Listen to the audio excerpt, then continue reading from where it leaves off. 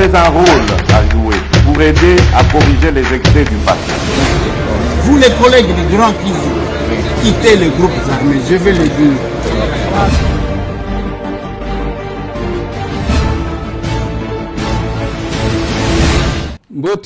Bote lisusu bande konanga, bon dimanche bisika bozwami, bao basi balali, butu malamu, bao bazana moyi, tokutani, ndenge tomesana kokutana biso na bino.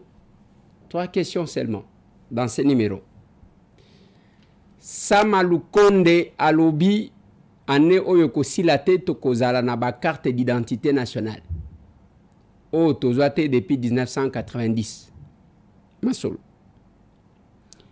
Michel Eboma, Marcelin Bilomba, Bazo Wele Lanini, des grandes révélations dans ces numéros.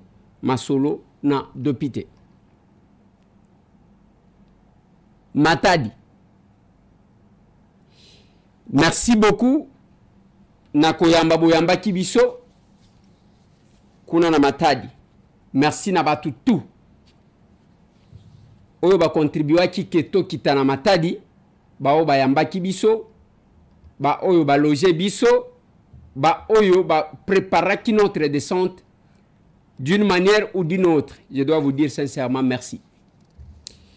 Les corps de John Tumba, l'ancien ministre, l'ancien député, Ezoni na Kasai, Vital Kamerhe a accompagné la dépouille mortelle. Tina Kasai pona kotika yango. Voilà, bande kolanga na lingito solo la mwa muke, mwa makambu muke wana, na mukolo mwa lelo tokozwa bino tan ebelete, toko solo lande malembe, tope sabino, mwa information muke biso tozana. Le corps, to ebembe, ya John Tumba, l'ancien ministre, ekei et pana bango na Kasai. Les chefs de son parti Vital Kamerhe, alobia koti kalate ake ko accompagner bana UNC bazala ki belé ya koyamba la dépouille mortelle ya notre ancien collègue John Tumba qui nous a quittés. Oyo tikali ezabatia ye sika oyo bakotia ye oyo balobaka que la terre de vos ancêtres est comme a pepele pona yo. Oh. Faut passer Nathalie Sakibino bande konanga. Ndenge toko tele maboui. Mutu nyonso akoki kosa l'effort pour marquer son passage sur la terre des hommes. Voilà pourquoi biso batambwe na sala kamakambu bisala salate. Je contrôle ce que je fais. Je contrôle ce que je pose comme acte. Nataka na mutu nanga ke mukolonga na kolongwa nzoto oyo que les gens retiennent mon nom parmi ceux qui ont marqué leur passage sur la terre des hommes. C'est l'effort que nous fournissons, quel que soit Bitumba, quelle que soit campagne à diabolisation, auto-vivaka, mikolonioso, parce qu'il y a les gens qui ne travaillent pas. Bango bazalaka kuna kapona ko diaboliser ba mususu, ko inventer ba makambu. Nous regarderons tout droit vers là où nous comptons arriver. Parce que Tolobaka, la couronne de la gloire est notre mérite. Le John Tumbakei, ba memi et panabango. L'inventaire maintenant Isaïa que quand il était en vie, qu'est-ce qu'il a fait pour son pays? Qu'est-ce qu'il a fait pour sa province? À Salanini, est-ce qu'Azana Ndaku? Azalaki Nandaku te? Est-ce que bakolela ye na balabala? To bakolela ye sika mokoboy? Nalobaka na bande konyoso. J'ai déploré, j'ai condamné. Makamunga na mona na mboka oyo. Mutu alongwe sen Congolais, aye awa na Congo, alobi aye kosali la mboka, na ye musala, des fois zui ba responsabilité, des fois, azui ba poste, o batu bayebina, o batu bayebite. Mais mutu wana kufia wana Kinshasa bakamati ye batie na avion, bake kokunda ye na poto. En d'autres termes, ezakolo bake na yakika kopie bino, ngana zande kona binote. soki akufelaka kuna bakundie kuna kaki kozala malamu. Mais ce n'est pas mutu akufeli awa bakamati ebembe na ye batie na avion batindiki bakekunda ye na poto. Je ne sais pas. Je ne sais pas. Mindele boni basepela na Congo o bakufa na poto balongola bibembe na bango pour que baya kokunda bango. Combien? Mindele boni. Na suka suka biso moko komilela. Il faut que ça la quelque chose de bien. Ce pays nous appartient. Tozana ngomi balete. Et musala biso toko sala kami kolonionso. Ezaya kotali sakabino ke bande konangai. Le Congo est plus beau. Le Congo est plus meilleur. Lumumba loba pambate. Kimbango loba pambate. Na yambamaki na chef spirituel. Ya église kimangiste. Papa Simon Kimbangu Kiangani. Makambo yebisi ngai. Bien qu'à l'obito kokende ko bakisa mususu tango to okende nkamba. C'est Congo. Mukolobo ko fongwa mamisu ndenge biso to monaka. N'habité. N'habité. John Tumba est parti. Biso batu to tikali to mituna. Comment nous nous comportons? Soki okufi lelo. Batu bako kanisa nini sur yo. Mutu azaji ko finga batu. Yoka souvenir. Omoni azaji ko finga batu wana. Omoni azaji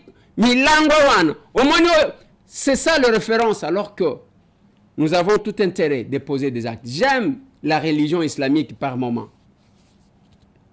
Les musulmans, dans 5 jours, ils sont Ramadan avant. Ce qui est allé, 2 jours avant, ils ont offrande et sacrifice. Ils ont souffrir, ainsi de suite.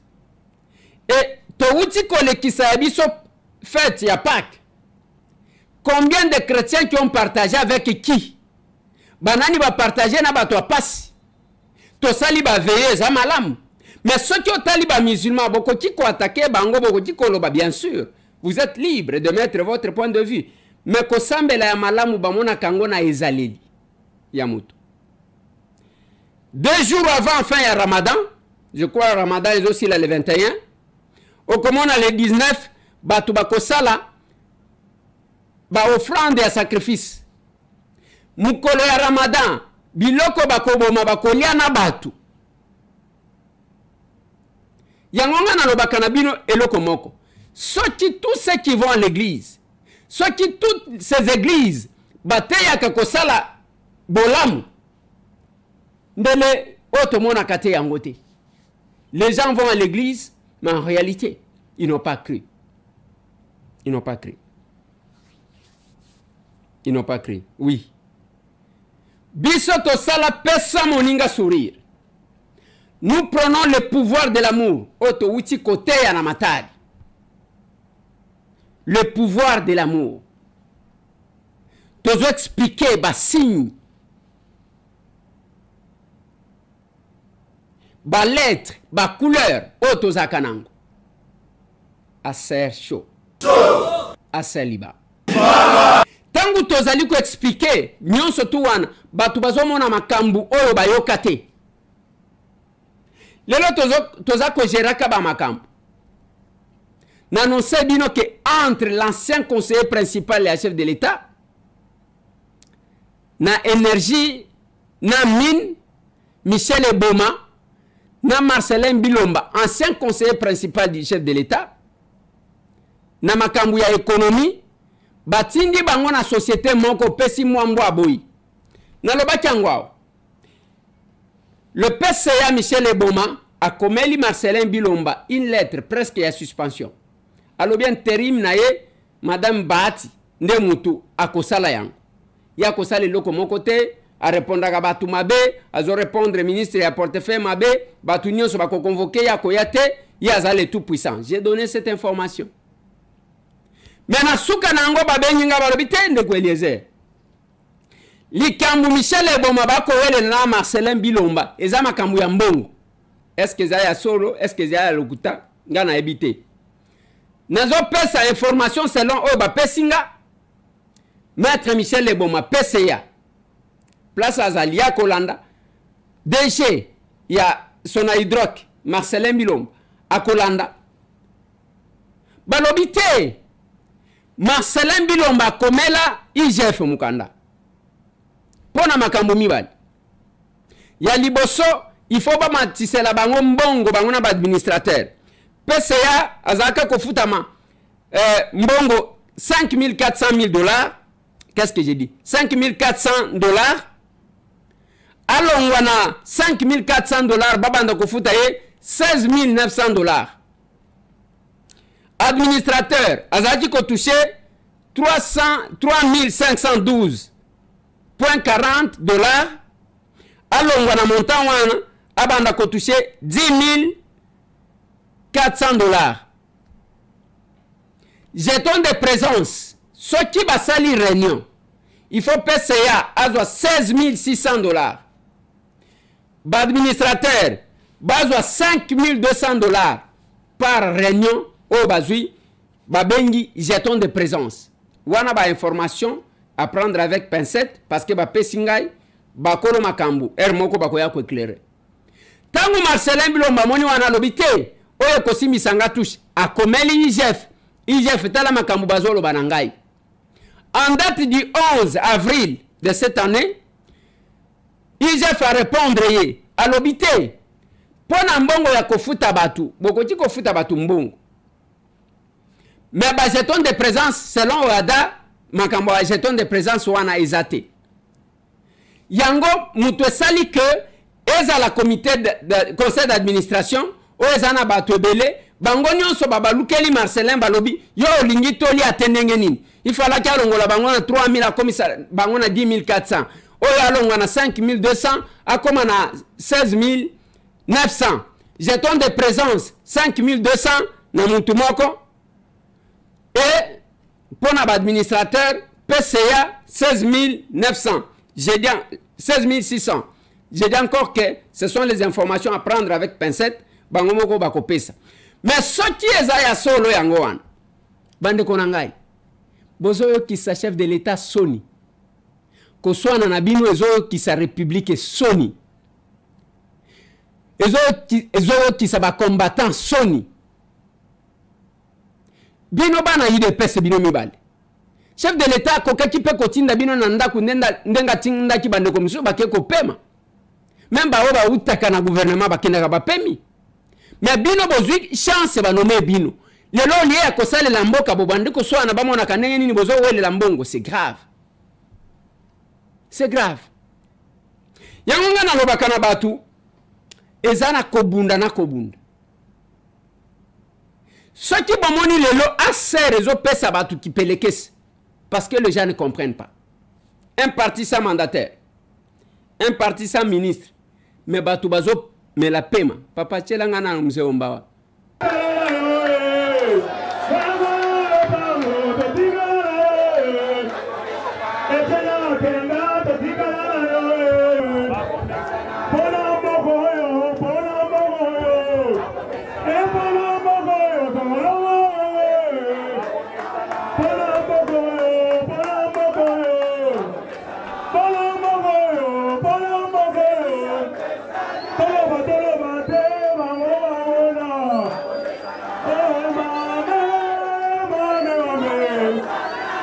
Cléboa.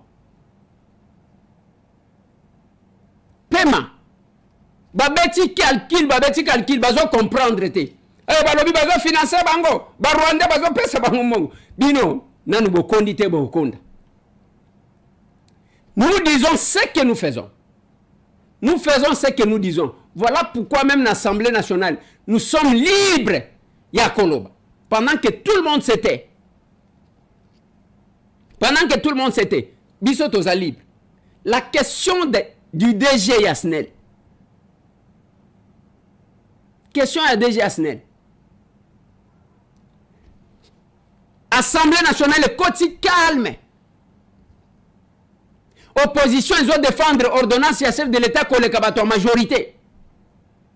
Même la majorité, nous sous, abstention. Ngana kolobanangate, ngana kolobanangate. Ni nezangi si koloba bango pendant que le problème ya courant ils ont se posé na ultima tadi problème ya courant Congo central baza na zongo baza na inga bakozanga courant te tozotala makambo ya départ unique, tozotala makambo ya ndenge bakataka batu ba courant, batu ba feta na mboka o na mulili, mais personne ba député balingi koloba te bakomi ba baba mususu aleki azo survoler azo koka koloba te. Oh moni makambo ya courant, moni soki ndeni te. Musala na biso za ya ko contrôler, le reste biso etali biso te. To contrôler pour que abongisa yango na lobaki. Ce n'est pas qu'on avait un problème personnel avec le DG de la SNEL. Mais quand on appelle M. Tambou, la salle qui était calme. Papa Tchelanga, il dit sous Tchelanga Borwa.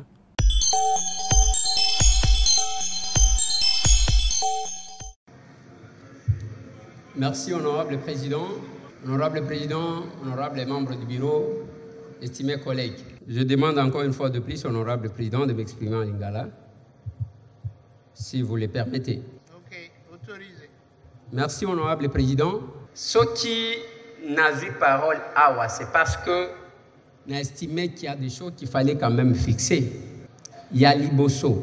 Est-ce que les députés ont le droit d'interpeller le mandataire Toté, Tozana? Est-ce que on va interpeller Azana droit à couper sa réponse Toté Azana? Est-ce que Tozana problème il y a courant na Kinshasa pe na Congo Toté Tozana problème? Il ne faut pas tobima awaneti tozo jouer na chauve-souris. Bato Liboso babimia au chef de l'État le kola uti konomé yé ainsi de suite. Bozo kateke bazo kanga batu na la police parce qu'on a falsifié. Ce n'est pas parce que Moutouba nommé n'est pas chef de l'État, n'est pas l'ongoli prérogative et à contrôle.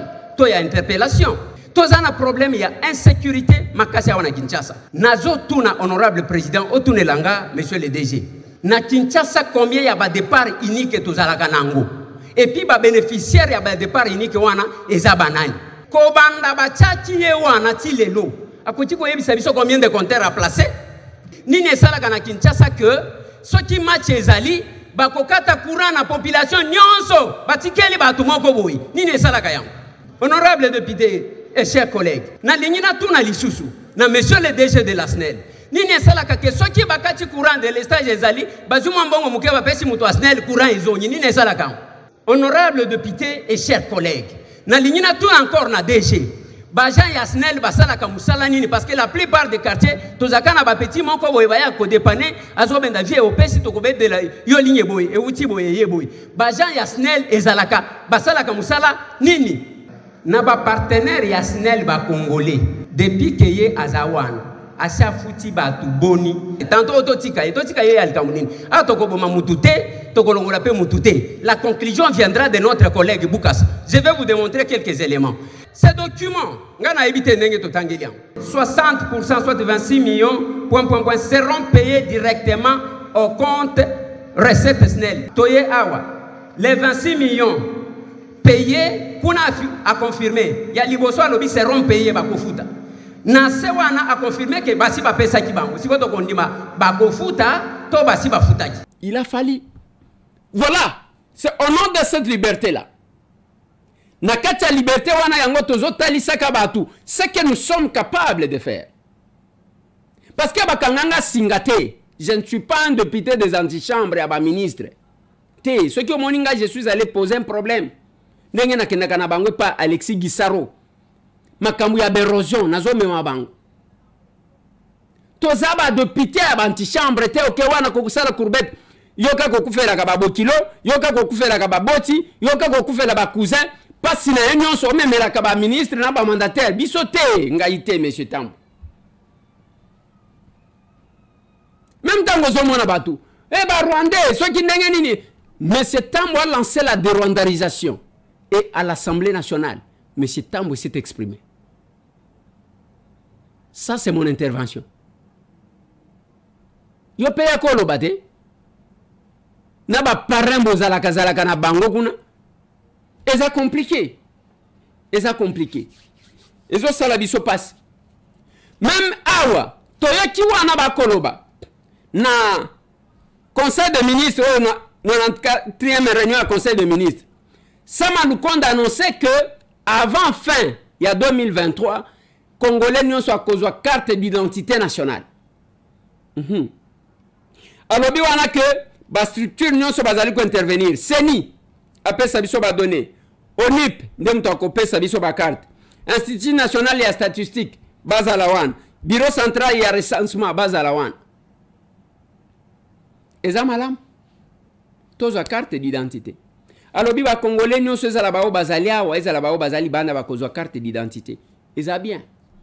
Mais je crains une chose. Ceux qui botali ba papier bazaki kopesa biso pour nous donner les cartes d'électeurs auto utikozo. Okomona ke boye na verso ba komaki onip. Makambu yoko koma wana yango ba kozwa ba peso carte, c'est plus dangereux. C'est plus dangereux. Sama Lukonde a signé un décret 3. Il y a sa procédure nini bakokaki kosala. Parce que recensement, tant que ça la recensement, bamituna bakotuna yo 28 questions. Ce qui okosi ke oza congolais, ti okokangama bakopesa yote. Mais oya seni avec tout ce qu'il y a eu comme réalité. Oya na carte ya kala opesi, ba peso carte mususu. Ainsi de suite. Vous oubliez que les machines d'enrôlement, baibaka yangwe kenda Rwanda kenda Uganda. Ba Rwanda na ba Uganda bazon via kamboka oyo ndenga kosakanate. On risque de donner l'identité à ceux qui ne méritent pas. Et ça point de vue à monsieur Tambo, bokotinda bato ba finga ngai nandimi bako finga kaka. Parce que vous êtes tellement allergique na vérité que vous vous agitez trop. On risque de donner ba carte d'identité na ba o bazaba congolais te. Toko samba ka mukolo o toko luka ke tolongola bango identité wana toko samba ka ndenge tozo samba boy. Mais c'est un bon parler, heureusement que ces émissions restent. Ba o ya matoi bazoyoka. Ba o bazangi matoi koyoka. Bazoyoka na bangote, mais il y a pas de problème. Nazala ki na matadi po nazo suki sawana na loba ki toko zo bino tan ebelete. Merci beaucoup na ba capable tout ba yamba ki biso na matadi. Merci beaucoup na ba onion so ba contribuaki to kendaki to sali échange patriotique. To expliquer nenge to expliquer. Après to pesi bâton na capable alpha pona rokamba. Aser na Congo central. Merci na bango nyonso tout. Merci na équipe nyonso nenge to kendaki. Capable, troisième vice-président, il y a Aser. Capable, secrétaire général, il y a Aser Sophie Kakoudi. Naba Djouana Emi Balé. Capable, Grishka Bongo. Capable, Brezhnev, Kambamba. Na tout mon cabinet ndenge to kendaki. Cabinet na Mobimba. Directeur de cabinet, Nicolas Mankoyo Monkot. Dirkaba, Papi Kitenge. Tokena conseillère, Sarah Atango. Tokena conseillère, Everett Nyozi. Tokena mon porte-parole et mon parsec, Jimmy Lumbu. Bino nyonso tout na kopesa bino merci. Capable Genèse Kaloume, merci beaucoup. Ba groupe théâtral, le capable, oh Tokenda Kinango, je dois vous dire merci. Et toute la presse capable, Acha, Bozaï Belé, Bokolimbi Sangay. Tokenda qui une forte délégation, presque 40 personnes. Bana Matadi, Yabino Yango, venez nous rejoindre. Venez nous rejoindre. Il n'y a pas d'autres partis politiques comme la SER. Wapi mona parti na bilang. Wapi mona parti ni nezo prôner le pouvoir de l'amour. Wapi mona parti bazolo wa keboko kitisa ba mamate bona bochela ka bangona ka mwa kwa mpuke baswana. Wapi mona parti ba bazolo ba ke ba jeune nde bazaye belé par conséquent ba ko sale la bango ligue de jeunes te parce que ba bazaye belé nde batu bakabolaka. Bakabolaka ba oyo bakabole la kaba o bazamuke. Bande konanga na sukisi wana pona lelo. Aser chaud.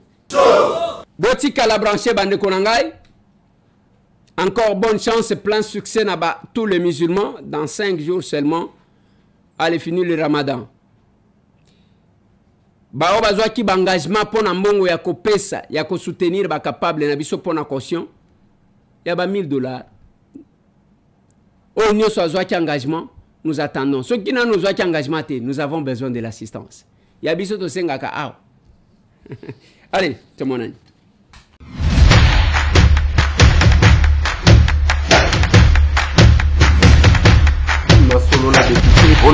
députés et sénateurs, vous avez un rôle à jouer pour aider à corriger les excès du passé. Vous les collègues des grands qui quittez les groupes armés, je vais le dire.